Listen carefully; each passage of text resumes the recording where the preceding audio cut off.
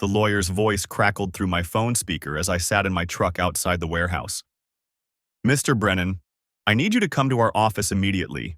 It's about your uncle's estate. I checked my watch. 3:15 on a Tuesday afternoon. Can this wait until tomorrow? I'm in the middle of a job site inspection. I'm afraid not. There are complications with one of the beneficiaries listed in the will. Time-sensitive complications.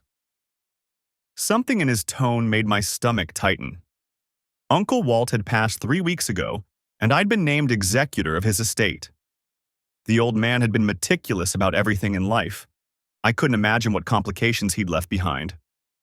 I'll be there in 40 minutes, I said, already starting the engine. 42 minutes later, I walked into the offices of Patterson and Associates in downtown Richmond. The receptionist ushered me straight back to a conference room where 2 men in expensive suits waited. The younger one, maybe 35, introduced himself as Jeremy Patterson. The older gentleman, silver-haired and wearing wire-rimmed glasses, was Harold Vance, my uncle's personal attorney for the past 20 years. "Thank you for coming so quickly, Ryan," Harold said, gesturing to a chair. His expression was grave. "What I'm about to tell you is going to be difficult to hear." I sat down slowly. "Is there a problem with the will?" "Not with the will itself," Jeremy said, sliding a manila folder across the table, "but with the circumstances surrounding one of the distributions." I opened the folder. Inside were bank statements, photographs, and what looked like hotel receipts. My eyes scanned the documents without really processing them at first. Then I saw my wife's name, Allison Brennan. My heart started hammering. "What is this?" Harold cleared his throat. "Your uncle hired a private investigator 6 months ago. He wanted to update his will and felt he needed current information about his beneficiaries and their spouses. Why would he investigate Allison?" My voice came out harder than I intended. "He didn't specifically target her," Jeremy explained. "He had background checks run on everyone who would be receiving substantial assets. It's actually more common than you'd think. He wanted to ensure his money went to people who would use it responsibly." I looked down at the papers again. This time, I forced myself to actually read them. Bank statements showing regular withdrawals from our joint account. Always on Thursday afternoons. Always exactly $200. Going back 18 months. Hotel receipts. The Riverside Inn, a boutique hotel about 20 miles from our house. Same day of the week as the withdrawals. Same dates and photographs. My hands started shaking as I picked up the first one. It showed Allison walking into the hotel, her distinctive auburn hair catching the sunlight. She was wearing the blue dress I'd complimented her on just last Thursday morning before I left for work. The next photo showed her in the hotel lobby with a man. Tall, athletic build, dark hair. They weren't touching, but the body language was unmistakable. The way she leaned toward him. The smile on her face, the one I hadn't seen directed at me in years. Another photo. The two of them entering an elevator together. Another, taken through a window, showing them in a hotel room. She was laughing at something he'd said, her hand on his chest. "Who is he?" I heard myself ask. Harold consulted his notes. "Tyler Hutchinson. He's a pharmaceutical sales representative. According to the investigator's report, he and your wife met at the gym where she works as a personal trainer. The relationship began approximately 19 months ago." 19 months. A year and a half. While I'd been working 60-hour weeks to save for the down payment on our dream house. While we'd been trying for a baby. While I'd been planning our 10th anniversary trip to Hawaii. The investigator documented 42 separate meetings, Jeremy continued, his voice professionally neutral. Always on Thursday afternoons, always at the same hotel. The pattern was extremely consistent. I couldn't speak. My throat had closed up completely. Harold leaned forward, his expression sympathetic. "Ryan, your uncle wanted you to know before the will was read. There's a provision that affects Allison directly. What provision? I managed to croak out. Walter left a substantial sum, $200,000, to be held in trust for your future children. The trust was designed to be managed jointly by you and your spouse. However, he included a morality clause. If either party is proven to have committed adultery, they forfeit all rights to manage the trust, and control passes solely to the faithful spouse. He knew, I said numbly. Uncle Walt knew about this and didn't tell me. He passed away before he could, Harold said gently. The investigator delivered his final report on a Friday. Walter had a massive heart attack that Sunday morning. According to his assistant, he'd scheduled a lunch with you for the following Tuesday. I stared at the photographs spread across the conference table. My wife, my Allison, the woman I'd loved since college, the woman who'd promised to be faithful to me in front of 200 people in a church ceremony that cost $30,000. The woman who still kissed me goodbye every morning and told me she loved me every night. All of it a lie. There's more, Jeremy said quietly, pulling out another document. The investigator's report includes phone records, text messages, and financial transactions.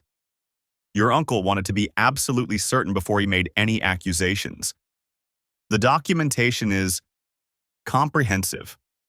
I picked up the phone records. Hundreds of texts between Allison's number and one labeled Tyler H. The messages themselves weren't included. Apparently that required a different kind of warrant, but the frequency told its own story. Multiple texts every day. Late-night calls that lasted hours. What do I do? I asked, looking up at the two lawyers. Harold's expression hardened. That's entirely up to you, son. But if it were me, I'd want to know everything before I made any decisions, and I'd want to protect myself legally. I sat in the conference room for another 20 minutes, staring at the photographs spread across the mahogany table. My wife, my Allison, the woman who'd kissed me goodbye that morning and told me she loved me. Harold had left me alone with the folder. Professional courtesy, he'd called it. Time to process. I couldn't process. My brain kept circling back to the same thought. Thursday afternoons. While I'd been working overtime to save for the down payment on a bigger house, while we'd been trying for a baby, while I'd been planning our 10th anniversary trip to Maui, Thursday afternoons at the Riverside Inn. I gathered the photographs and slid them back into the folder. My hands weren't shaking anymore. That surprised me. I felt cold, detached, like I was watching someone else's life fall apart. The investigator's report was thorough. I'd give Uncle Walt that. 47 pages documenting 19 months of betrayal. Text message logs. Phone records. Credit card statements I'd never thought to check because I trusted her. Because we had a joint account and she handled most of the bills, and why would I question $200 withdrawals when she was always buying workout clothes or supplements for her clients? Stupid. I'd been so stupid. I checked my watch. 4:30. Allison would be at the gym until 7, training her Tuesday evening clients. I had time. Harold walked me to my truck, his hand on my shoulder like a pallbearer guiding family at a funeral. Appropriate, I thought. Something had died today. Take care of yourself, Ryan, he said, and call me if you need anything. Anything at all. I nodded, didn't trust my voice. The drive home took 38 minutes. I spent it thinking about Uncle Walt, about that lunch we'd never had. He'd known. He'd tried to tell me. And then his heart had given out in the parking lot of Denny's, 3 blocks from the restaurant where we were supposed to meet. The house was empty. Our house. The one we'd bought 5 years ago. The one with the extra bedroom we'd painted yellow because Allison said it would be perfect for a nursery. The room that was still empty because the timing was never quite right, she'd said. Because she wanted to build her client base first. Because she wanted us to be more financially stable. Because she was sleeping with Tyler Hutchinson every Thursday afternoon. I went to the home office and pulled out the file cabinet where we kept our financial records. Started going through bank statements, credit card bills, anything with her name on it. The investigator's report had given me dates. Now I wanted to see the pattern myself. There it was. Regular as clockwork. Every Thursday for 19 months, a $200 withdrawal from our joint checking account. Sometimes $220 if she stopped for gas. I'd never noticed. Why would I? We both contributed to that account. We both spent from it. I trusted her. My phone buzzed. A text from Allison. Running late tonight. New client wants to add another session. Home by 8. Love you. I stared at the screen. Love you. 2 words she'd typed thousands of times. 2 words that meant nothing. I didn't respond. Instead, I went to the garage and found what I was looking for in the camping gear we'd accumulated over the years. Allison loved hiking. She'd gotten me into it when we first started dating, dragging me up trails in the Blue Ridge Mountains every other weekend. We'd talked about doing Yellowstone someday. A big trip, maybe for our 10th anniversary instead of Maui. The camping permits were in a plastic bin, organized by year. Allison was meticulous about record keeping. Every trail, every campsite, every overnight stay documented and filed away. She'd even kept the permit logs from the ranger stations, the little slips of paper they stamped with dates and locations. I pulled out last summer's permits. We'd gone to Shenandoah in June. Or at least, I thought we went together. I'd been on a job site that week, 60 miles away. Couldn't get the time off. She'd gone with her friend Jessica, she'd said. Girls' weekend. The permit was stamped for 2 people. Campsite 47, 3 nights. I dug deeper into the bin. Found permits from the year before. The year before that. Started matching dates to my work calendar, to business trips, to weekends when I'd been tied up with Uncle Walt's estate or my mother's surgery or any of a dozen other things that had kept me busy. She'd gone hiking, over and over again. Sometimes with Jessica, sometimes with other friends from the gym. Always when I was unavailable. I pulled up the investigator's report on my phone and cross-referenced the dates. My stomach turned over. Not all of them matched, but enough did. Enough Thursdays where the $200 withdrawal happened and the investigator had photos of her at the Riverside Inn. Enough to establish a pattern. But the camping trips, those were different. Those were weekends. Those were overnight stays in shared campsites. 2 names on the permits, 2 people signing in at ranger stations. I found a permit from last August. Yellowstone National Park. She'd been so excited about that trip, had talked about it for months. I'd encouraged her to go even though I couldn't make it. My biggest project of the year had been in crisis mode. I'd been working 18-hour days. She'd gone with Jessica, 5 days, 4 nights. I'd called her every evening. She'd sent me photos of geysers and bison and mountain sunsets. The permit showed 2 people, campsite assignments, ranger station stamps. I opened my laptop and pulled up our credit card statements from August. There was the flight to Jackson Hole. There was the rental car. There were charges at outdoor gear shops, at restaurants, at a hotel the night before her flight home. And there, buried in the middle, a charge to the same outdoor outfitter in Jackson Hole. Same date, same amount. On Tyler Hutchinson's credit card, according to the investigator's report. They'd gone together, to Yellowstone, to our dream trip. I sat back in the chair and stared at the ceiling. The cold detachment was cracking. Something hot and sharp was pushing through, something that made my chest tight and my jaw ache. She'd taken him to Yellowstone. I looked at the permit again, studied the ranger station stamps, thought about those shared campsite logs, the official records that documented who stayed where and when. Public records, accessible records. An idea started forming. Not a good idea. Not a healthy idea. But an idea that made the hot, sharp thing in my chest feel like it had somewhere to go. I pulled up Google Maps and started searching for ranger stations in Yellowstone. Found the main office number. Found the website with permit information and regulations. Found the section about bear safety and wildlife sightings and emergency protocols. My phone buzzed again. Another text from Allison. Definitely running late. Client canceled, but Jessica wants to grab dinner. Home by 9:30? Jessica, her hiking buddy, her alibi. I typed back, "No problem, take your time." Then I opened the investigator's report and started reading every page, every detail, every photograph, every documented meeting and phone call and text message. I had 4 hours before Allison came home. 4 hours to decide what I was going to do with all this information. 4 hours to plan. The camping permits sat on the desk in front of me, ranger station stamps clearly visible, official documentation of shared overnight stays, evidence that couldn't be explained away.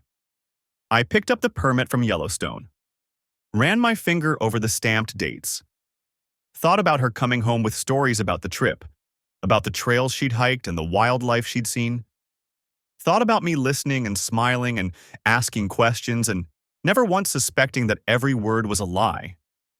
The hot, sharp thing in my chest crystallized into something clear and cold and focused. I opened my laptop and started making plans. The Yellowstone permit office closed at 5.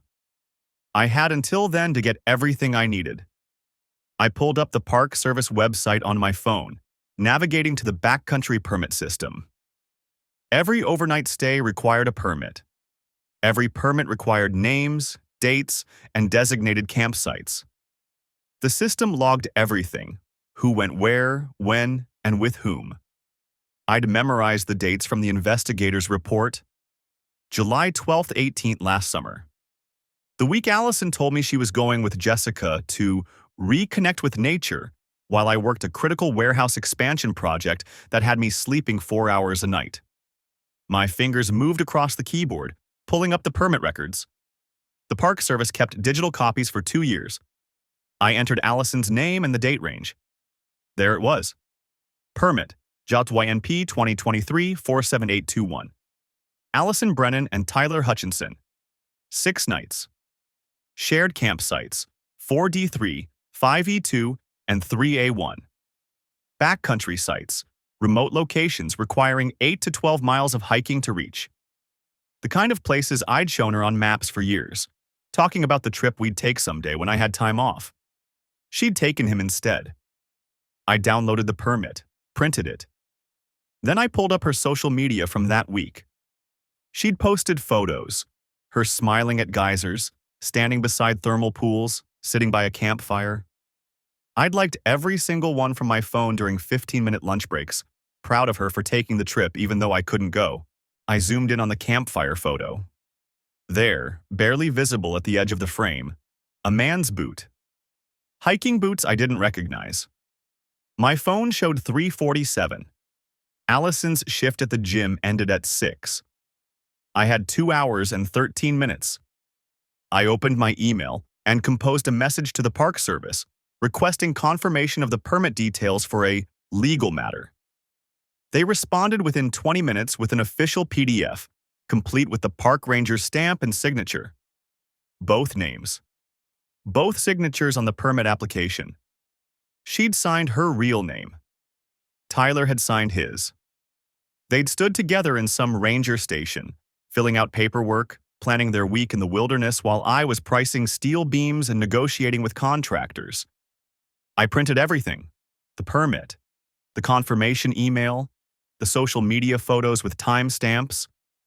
I created a folder, organized by date, cross-referenced with the investigator's report. Then I drove to Office Depot and bought a self-inking stamp, the kind that left a clear, bold impression, and a red ink pad. Allison came home at 6:23, her gym bag slung over her shoulder, her auburn hair pulled back in a ponytail. She looked tired but smiled when she saw me at the kitchen table. "Hey babe, you're home early." She kissed the top of my head, smelling like the vanilla body spray she always wore after showering at the gym. "How was your day?" "Interesting." I gestured to the chair across from me. Sit down. We need to talk. Her smile faltered. Is everything okay? Sit. She sat, setting her bag on the floor. Her eyes went to the folder in front of me, then back to my face. Ryan, you're scaring me. I opened the folder. Slid the Yellowstone permit across the table. Tell me about your trip last July. The color drained from her face. She stared at the paper, her lips parting slightly.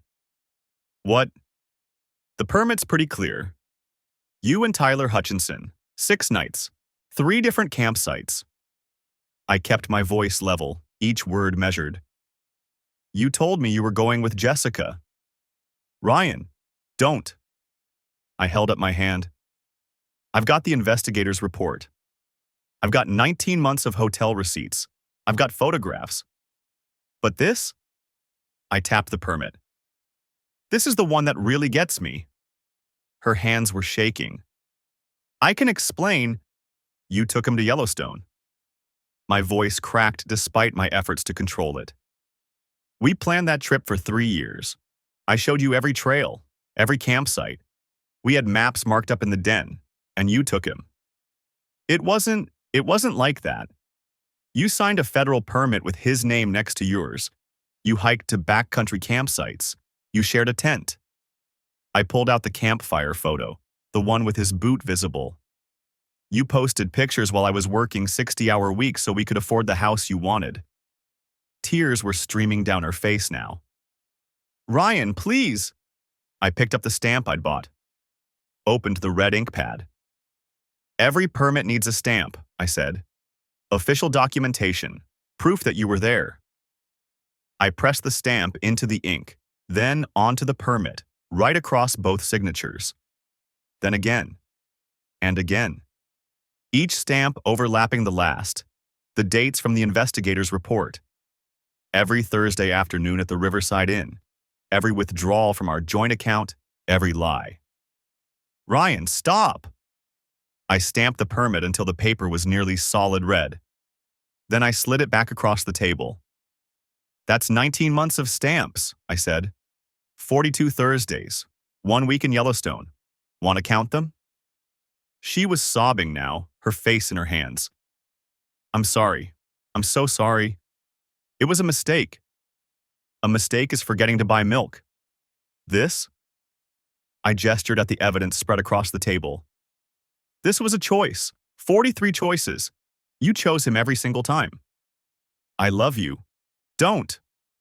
The word came out harder than I intended. Don't you dare say that to me right now. I stood, gathering the papers back into the folder. Allison reached for my arm, but I pulled away. Where are you going? Her voice was desperate, broken. Out. I picked up my keys. I need to think. Ryan, please don't leave. We can work through this. I turned back to her.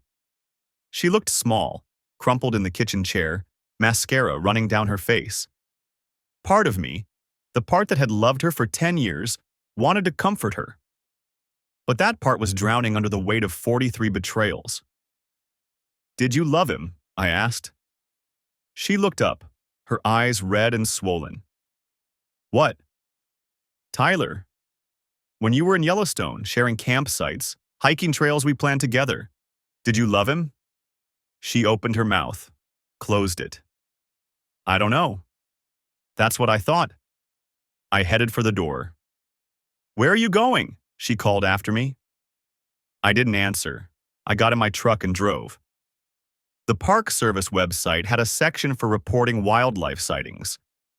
It was meant for hikers to alert rangers about animal activity.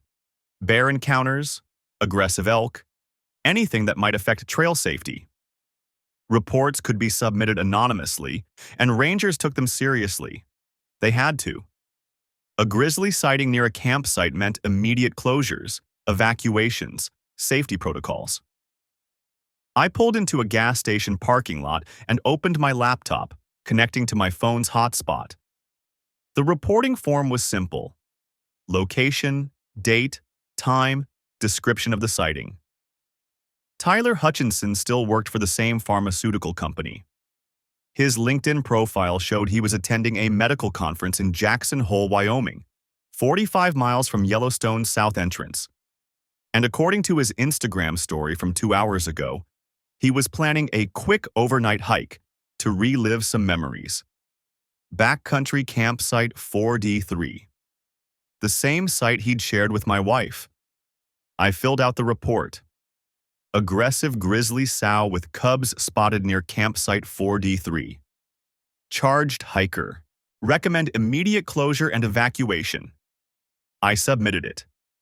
Then submitted another from a different IP address using the gas station's Wi-Fi. Then a third from a VPN routing through Colorado. 3 independent reports of the same bear in the same location. The Park Service would have to respond. I checked the ranger station locations on the map. The nearest one to campsite 4D3 was the Thoroughfare Station, staffed by 2 rangers during peak season. Remote. Accessible only by trail or helicopter. I made one more anonymous call, this time to the park's emergency line, reporting a trail washout blocking access to the Thoroughfare Station. Fallen trees across the access road. They'd have to verify it, but it would buy time. Delay the response. Keep Tyler out there a little longer, wondering when the rangers would arrive to evacuate him, listening to every sound in the darkness, thinking about grizzlies. It wasn't much, but it was something. I sat in the truck, staring at my phone, my hands still shaking. This wasn't me. I didn't sabotage people. I didn't file false reports or manipulate systems. But I also didn't have a wife who spent 19 months sleeping with another man while I worked myself to exhaustion trying to build us a future. My phone buzzed. A text from Allison. Please come home. We need to talk about this. I deleted it without responding. Then I opened my contacts and scrolled to the name I'd been avoiding all day. Kevin Wright, the divorce attorney Harold had recommended. I typed out a message. Need to meet tomorrow. Have documentation ready. How soon can we file? The response came in less than a minute. 9 a.m. Bring everything. I started the truck and headed toward my brother's house. I wasn't going home tonight. The rental car's headlights cut through the darkness as I pulled into the parking lot of a Holiday Inn Express somewhere outside Richmond. I'd been driving for 40 minutes without a destination, my phone buzzing repeatedly with Allison's calls until I finally powered it off. The room smelled like industrial cleaner and stale air conditioning. I sat on the edge of the bed, the anonymous Park Service number still glowing on my laptop screen. I'd used a burner app, routed through 3 different servers. Untraceable, professional even. This is Yellowstone National Park Emergency Services. Yeah, I want to report a grizzly sighting. I'd kept my voice flat, Midwestern. Big one. Saw it circling around the Thoroughfare campsite area. Looked aggressive.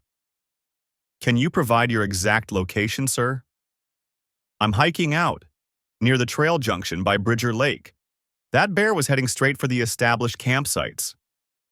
I'd made 3 more calls over the next hour, each from a different number, each reporting the same aggressive grizzly in the vicinity of campsite B47. The exact site stamped in the permit logs I'd photographed at the lawyer's office. The site where Tyler Hutchinson was currently sleeping, probably dreaming about my wife. Now, sitting in this hotel room, I opened my email and found the automated response from the divorce attorney's office. Appointment scheduled for 9 a.m. tomorrow. I'd filled out the intake form in the parking lot before checking in, my hands surprisingly steady as I typed out the details. 10 years of marriage, no children, substantial marital assets, irreconcilable differences based on adultery. My phone powered back on with a cascade of notifications. 17 missed calls from Allison, 9 voicemails, dozens of text messages. I scrolled through them without opening the voicemails. Ryan, please come home. We need to talk about this. I'm so sorry. Please just let me explain. I love you. Where are you? Ryan, I'm scared. Please answer. The last one had come through 6 minutes ago. I set the phone face down on the nightstand and stared at the ceiling's textured surface. The air conditioner rattled in its housing, a rhythmic mechanical wheeze that filled the silence. I thought about Tyler Hutchinson waking up to park rangers evacuating his campsite. Thought about him explaining that no, he hadn't seen any bears. Thought about them checking his permit, seeing his name, maybe running it through their systems and finding multiple reports, all centered on his exact location. The Park Service took Grizzly reports seriously. They'd relocate him at minimum, possibly cite him if they suspected he'd provoked wildlife. Best case scenario, his romantic wilderness adventure would end with a forced march out of the backcountry and a permanent black mark on his permit record. It wasn't enough, not even close, but it was something. The divorce attorney's office occupied the third floor of a converted tobacco warehouse in Shockoe Bottom. I arrived 15 minutes early and spent the time in my truck, reviewing the documents Harold Vance had given me. The photographs felt heavier this morning, more real. Allison's face laughing up at Tyler in that restaurant booth. Her hand on his chest outside the hotel room. The lawyer's name was Kenneth Pruitt. He was younger than I expected, maybe 40, with the lean build of a distance runner and a firm handshake. "Mr. Brennan, come in." He gestured to a chair across from his desk. "I reviewed your intake form. Married 10 years, wife's infidelity documented over 19 months. That's unusually thorough documentation. My uncle hired a private investigator before he died." "I see." Kenneth opened a folder. "And you mentioned substantial assets to divide?" "The house is paid off, worth about $480. Joint savings accounts, retirement funds. I've got the statements here." I slid the folder across his desk. "There's also a $200,000 trust from my uncle's estate." His eyebrows lifted slightly. "That's considerable." "It has a morality clause, specifically bars adulterers from managing any funds designated for children." "Interesting," he made a note. "Virginia is a no-fault divorce state, but we can still file on grounds of adultery. It affects spousal support calculations and can influence property division. With this level of documentation, we're in a strong position." I watched him flip through the bank statements, the credit card receipts, the hotel invoices. His expression remained professionally neutral. "The trust complicates things," he continued. "If you're planning to have children with a future partner, we'll want to ensure the divorce decree explicitly acknowledges your wife's adultery. That protects the trust's integrity." "I'm not planning anything with anyone." The words came out harder than I intended. "I just want this done." "Understood." Kenneth set down his pen. "Virginia requires a 6-month separation period before a divorce can be finalized if there are no minor children. However, given the documented adultery, we can file immediately and use that separation period to negotiate the settlement. If your wife contests anything, we go to trial. But with this evidence..." He tapped the folder. "Most opposing counsel would advise settlement." "How long?" "Best case, 6 months and 1 day from when you formally separate. Worst case, if she fights and we go to trial, could be 8 to 10 months. 8 to 10 months. Still married to Allison for 8 to 10 more months. What do I need to do?" "First, we file the complaint. I'll draft it today, you review and sign tomorrow. Then you need to establish physical separation. You cannot live in the same residence. Have you moved out?" "I'm in a hotel." "You'll need something more permanent. Can you stay with family?" I thought about my mother, 2 hours away in Charlottesville. Thought about explaining this to her. "Maybe." "Figure that out today." Second, we serve her with the papers. She'll have 21 days to respond. Third, we start discovery and settlement negotiations. With your documentation, I expect her attorney will push for a quick, quiet settlement. He walked me through the financial disclosures, the asset division strategies, The potential spousal support calculations. Allison made $32,000 a year as a personal trainer. I made $78,000 as a construction project manager. In a contested divorce, I might owe her temporary support. Even though she cheated? The question sounded bitter. Adultery affects the calculation, but Virginia courts still consider income disparity and standard of living. We'll argue for minimal support given the circumstances, but be prepared for some monthly payment during the separation period. I'd be paying Allison to live separately from me, while she probably kept seeing Tyler Hutchinson. The thought made my jaw clench. What about her? I asked. Does she get anything from the uncle's estate? Not unless your uncle's will specifically names her, which it sounds like it doesn't. The trust is designated for your future children, and the morality clause protects it. Any other inheritance would be your separate property, as long as you don't commingle it with marital funds. It's already separate. Different account? Good. Keep it that way. Kenneth closed the folder. Mr. Brennan, I have to ask, are you certain you want to proceed? I know you're angry right now, and you have every right to be. But divorce is permanent. Some couples work through infidelity with counseling. I thought about Allison's face when I'd asked if she loved Tyler. The way she couldn't answer. The way she'd taken him to Yellowstone, to our dream vacation, and let him sleep in the tent I'd bought for us. I'm certain. Then we'll get started. He stood and extended his hand again. I'll have the complaint drafted by end of business today. Come by tomorrow afternoon to review and sign. In the meantime, find a permanent address and document everything. Every interaction with your wife. Every financial transaction. If she empties accounts or damages property, I need to know immediately. I drove to the house at 11:30 when I knew Allison would be at the gym training clients. Her car was gone. I used my key and stepped into the living room where, less than 24 hours ago, I'd stamped permit logs across her forehead until the ink ran with her tears. The permit papers were gone from the coffee table, the ink pad too. She'd cleaned up. I went upstairs and packed methodically.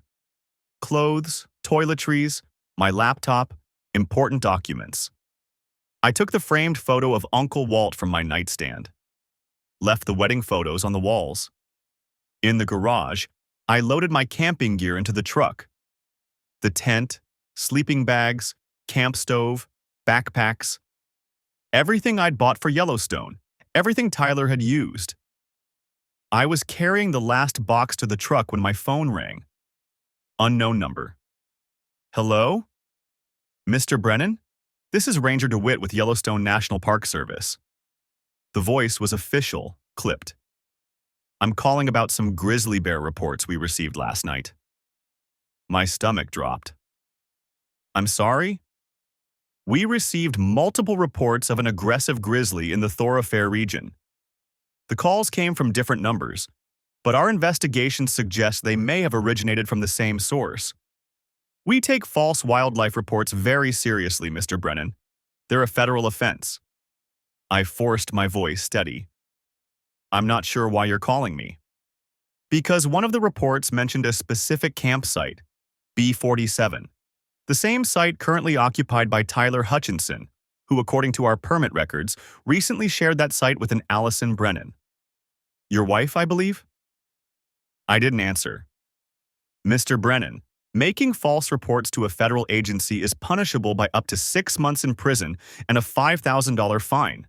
If you know anything about these calls, now would be the time to... I hung up.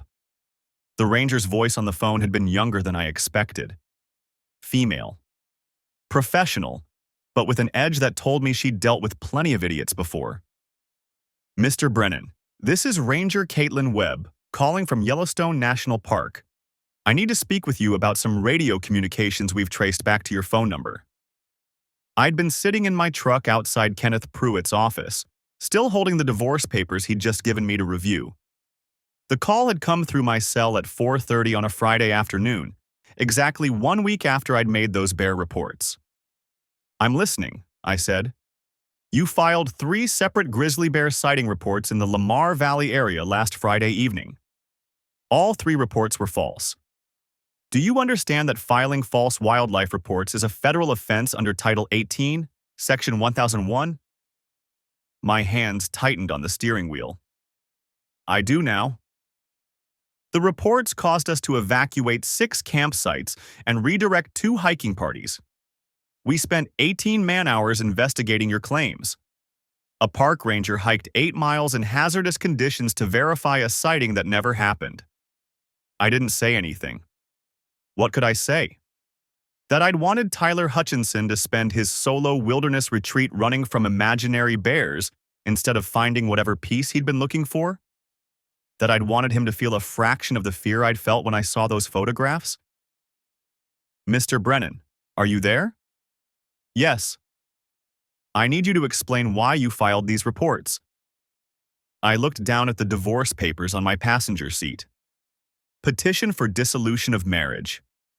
Irreconcilable differences. I'd spent 10 years building a life with someone who'd been meeting another man every Thursday afternoon for 19 months. Personal reasons, I said. That's not good enough. Do you understand the severity of what you've done? False reports endanger actual hikers. If there's a real emergency while we're chasing fake bears, people die. She was right. I knew she was right. The anger that had felt so justified a week ago now sat in my stomach like spoiled meat. You're correct, I said. It was stupid and dangerous. I apologize. There was a pause. When she spoke again, her voice had shifted slightly. Still professional, but something else underneath. Curious, maybe. The reports all targeted the same general area. Campsite 4L7. Do you know someone camping there? Not anymore. Another pause. I could hear papers rustling on her end. Mr. Brennan, I'm required to file an incident report on this. The U.S. Attorney's Office will review it and determine whether to press charges. You could be looking at a fine up to $10,000 and up to 5 years in prison. 5 years. The number hit me like cold water. I'd been so focused on hurting Tyler, on doing something, anything, that I hadn't thought past the immediate satisfaction of disrupting his trip. I understand, I said. However, she drew the word out. Given that this appears to be a first offense, and given that you're being cooperative, I'm going to recommend a warning and restitution for the man-hours spent investigating. That would be approximately $1,800. I'll pay it. You'll receive official notification by mail within 2 weeks. If you ever file another false report, the full weight of federal prosecution will apply. Are we clear? Crystal clear. Good. And Mr. Brennan? Whatever personal issue drove you to do this, deal with it like an adult next time. She hung up. I sat in the truck for another 20 minutes, watching people come and go from the office building. A young couple walked past holding hands, laughing about something. A woman in a business suit checked her phone and smiled at whatever message she'd received. Normal people living normal lives, unaware that their worlds could detonate without warning. My phone buzzed. A text from Allison. We need to talk about the house. I deleted it without responding. The mail came on Tuesday. 2 envelopes, both official. The first was from the National Park Service, a formal letter outlining my violation, the recommended penalty of $1,800 in restitution, and a stern warning about future conduct. I was to submit payment within 30 days. The second envelope was from Patterson and Associates. Inside was a single sheet of paper and a business card. Mr. Brennan, per the terms of your uncle's trust, please be advised that the morality clause investigation has been completed. Documentation of Mrs. Allison Brennan's extramarital relationship has been submitted to the trust administrator. The $200,000 trust for your future children remains intact and will be managed by the firm until such time as you remarry and have children with a qualifying spouse. Your uncle wanted you to know that he believed you deserved better. So do we. Regards, Harold Vance. The business card was for a therapist, Dr. Jennifer Walsh, licensed clinical psychologist. Someone had written on the back in neat handwriting, "First session covered. You've been through hell. Don't go through recovery alone. HV." I put both letters on the kitchen counter next to the divorce papers I'd been reviewing. The house felt enormous and empty. Allison had been staying with her sister since the confrontation. We'd agreed, through lawyers, that I'd keep the house. She'd get her car, her personal items, and a settlement we were still negotiating. The camping gear was still in the garage. I'd walked past it every day for 2 weeks, unable to decide what to do with it. The tent we'd used twice. The sleeping bags that had seemed so important when I'd researched the best cold weather ratings. The camp stove I'd practiced with in the backyard. I picked up my phone and called Kenneth Pruitt. "Ryan," he answered. "What can I do for you?" "The settlement offer. Tell me again what she's asking for." $50,000 cash, her vehicle, and half the furniture. She's willing to sign a waiver on the house and your retirement accounts. And the trust? She has no legal claim to it. The morality clause is airtight, and the money was never marital property. It goes to your future children, not to you directly. I looked at the camping gear. "Tell her I'll agree to her terms on one condition." "What's that?" "She keeps all the outdoor equipment. Every piece of it. The tent, the sleeping bags, the backpacks, the camping stove. All of it. It's worth maybe $3,000 retail. I want it in writing that it's hers." Kenneth was quiet for a moment. "That's an unusual request. You're giving up leverage." "I don't want it. I don't want to see it. I want her to have it, and I want her to remember every time she looks at it that she went to Yellowstone with him instead of me." "I'll draft the amendment," Kenneth said. "Anything else?" "How long until this is final?" "If she agrees to these terms, we can have everything signed within 2 weeks. Wyoming has a 60-day waiting period from filing, but we're already 30 days in. You'll be divorced by mid-November." Mid-November. 2 months from now, the marriage would be legally over. 10 years reduced to paperwork and property division. "Do it," I said. Kenneth called back Thursday afternoon. She agreed to everything.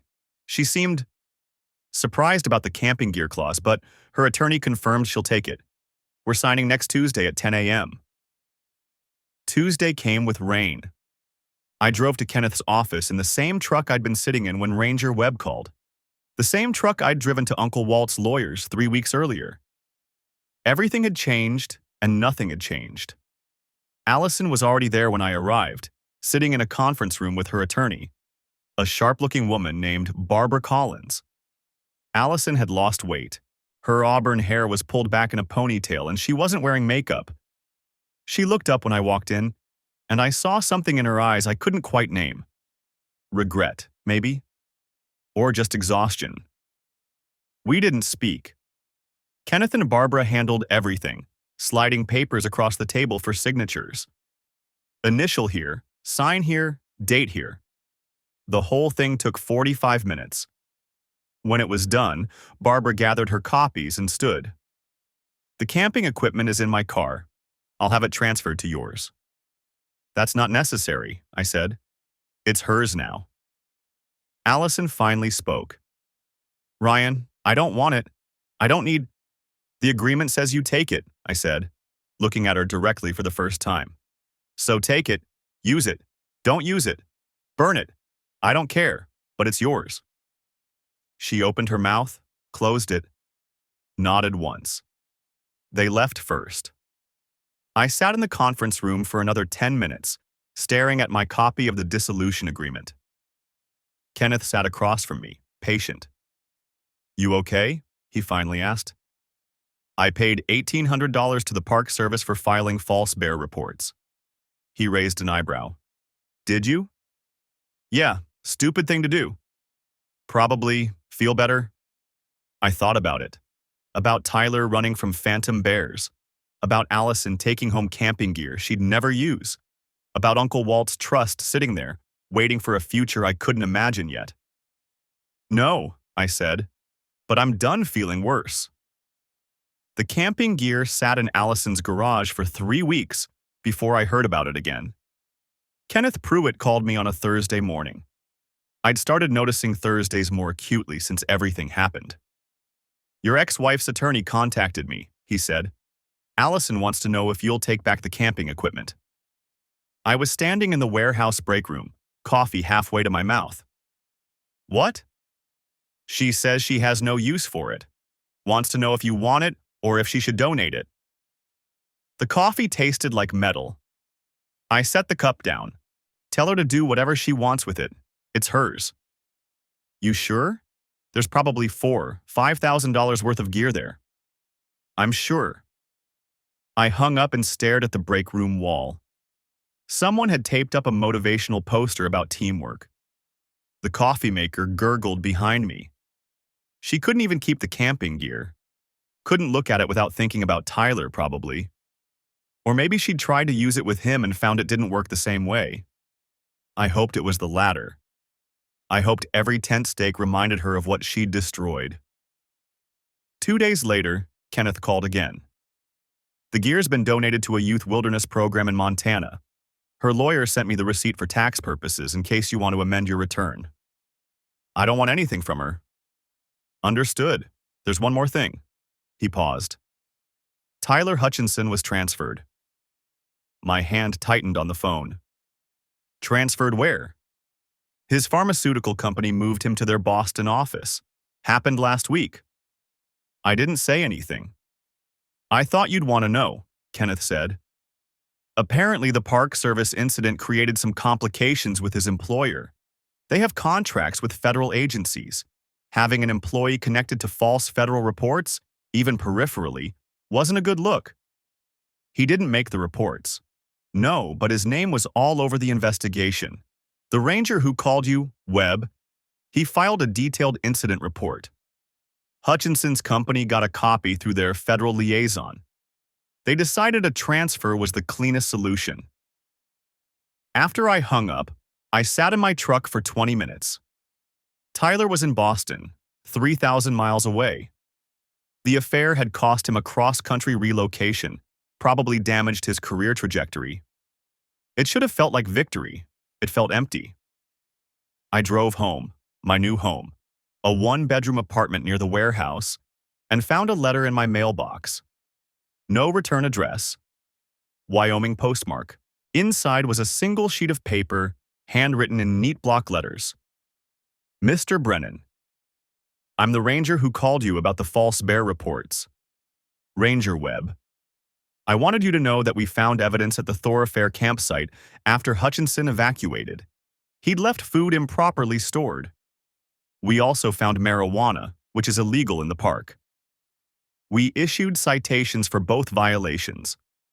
Hutchinson paid $850 in fines and is banned from Yellowstone for 2 years. I'm not supposed to tell you this, but I read the incident report. I saw the camping permits with your wife's name. I saw the dates.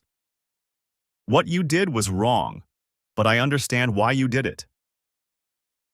Don't contact me. Don't come back to Yellowstone until you've sorted yourself out. But I thought you should know that Hutchinson wasn't as careful as he thought he was. Webb. I read it 3 times. Then I put it in my desk drawer, underneath the folder Kenneth had given me with the final divorce decree. Tyler had been fined, banned, transferred. Allison had given away thousands of dollars in gear she couldn't stand to keep.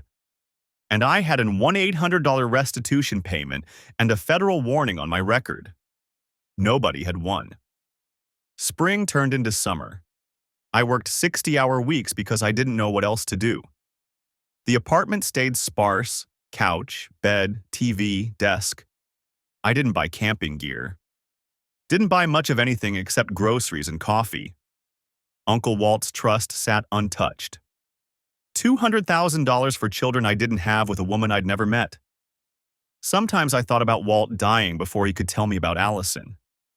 About him carrying that knowledge, wanting to protect me, running out of time. He'd given me the truth, just not in person. In July, I got a text from a number I didn't recognize. "This is Allison. I know we're not supposed to contact each other, but I thought you should know. Tyler and I aren't together anymore. He ended it after Boston. I don't know why I'm telling you this. I guess I wanted you to know it didn't work out for us either." I stared at the message for 5 minutes. Then I deleted it without responding. What was I supposed to say? That I was sorry? That I was glad? That knowing her affair had imploded too somehow made the last year hurt less? It didn't. In August, I took my first vacation since the divorce. Not camping. I drove to the coast, rented a hotel room in Virginia Beach, spent 3 days walking on the sand and eating seafood. It was aggressively normal. Aggressively un-Yellowstone. On the second day, I saw a couple setting up a tent on the beach. They were young, mid-20s maybe, laughing as they struggled with the poles. The woman had auburn hair. I walked the other direction. That night, I sat on the hotel balcony and thought about the camping permits. About Allison taking Tyler to Yellowstone, to the place we'd planned for years. About her stamping those permits with his name beside hers, sharing campsites, sharing sleeping bags, sharing everything we were supposed to share. The ranger had stamped those permits. Had written the dates in the log. Had probably noticed it was the same woman coming back with different men. First me on day permits years ago, then Tyler for overnights. Maybe the ranger had thought nothing of it. Maybe rangers saw that kind of thing all the time. Or maybe Ranger Webb had noticed. Maybe that's why the letter had come. Why Webb had bothered to tell me about Tyler's citations. Professional courtesy from one betrayed party to another. I'd never know. September brought cooler weather. I started running in the mornings, something I hadn't done since college. The physical exhaustion helped. So did the routine. Kenneth called in late September. "The trust is generating interest," he said. "About $600 a month. You need to decide what to do with that. Leave it in the trust. It could accumulate for years if you don't. Then it accumulates." Uncle Walt had set up that trust for my future children. Someday, maybe, I'd have them. Someday, I'd meet someone I could trust enough to build that future with. But that day wasn't today, wasn't this year, maybe wasn't even this decade. The money could wait. October marked 1 year since Uncle Walt died.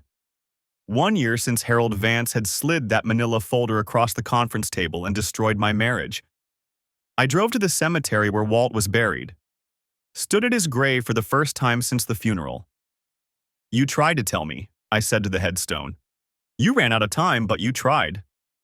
The wind moved through the trees. Leaves scattered across the grass. "I messed it up," I continued. "The bear reports. That was stupid. You would have told me not to do it." Walt's headstone didn't answer. The carved letters, "Walter James Brennan, beloved uncle," stared back at me. "But Tyler's in Boston. Allison gave away all the gear, and I'm still here." I stood there until the sun started setting.